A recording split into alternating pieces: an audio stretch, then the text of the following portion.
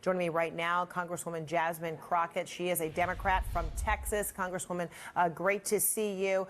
Okay, we heard real contrasting views on how to see the passage of these four foreign aid bills today from the House Speaker as it pertains to Ukraine. He says, it provides for greater accountability, better outcome of the war, and there's that loan aspect. Contrasting that with Marjorie Taylor Greene, who says this is a sellout of America. Where do you stand on this?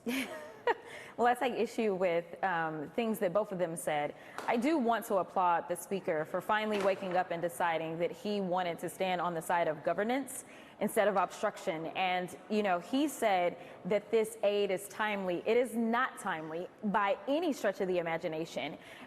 This is one of those things that he finally had to settle in and realize that there's actually more support for Ukraine than he thought. He could have actually passed every single piece of legislation on a suspension. He didn't even have to go through rules. That's how much bipartisan support existed. Now, honestly, we know that the Democrats, per the usual, are the ones that held it down. But Marjorie Taylor Greene saying that we need to fund the border, well, she needs to go talk to her master, AKA Donald Trump, who specifically said, do not go through with the border bill. And that's the only reason they don't have anything. So if she has a problem, she needs to go talk to Donald instead of blaming her speaker. And also, she's talking really big talk about how she believes in governance. And so that's why she wants to be responsible, because she cares about the institution. She didn't care about the institution on January 6th or even after January 6th, as she continues to support those that were trying to tear us down. So I don't really have much patience for Marjorie Taylor Greene,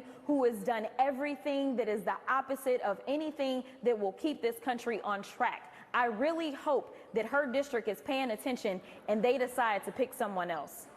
I wonder if today's vote to also underscore, perhaps does this cement a commitment to the House Speaker as well, Mike Johnson, who, even though we heard from Marjorie Taylor Greene that right now she's not going to initiate, this motion to vacate, but it could be coming.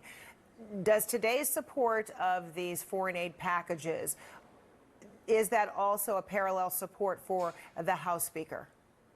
I don't think so.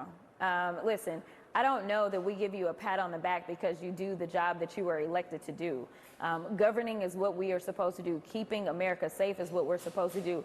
Honoring our obligations to our friends and allies, that is what we're supposed to do.